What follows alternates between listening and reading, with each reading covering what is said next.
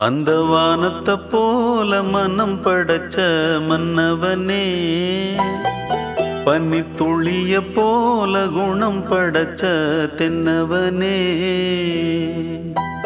மஞ்சளிலே ஒரு நூலெடுத்து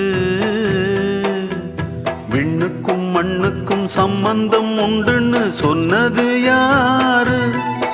அது மன்னவன் பேரு.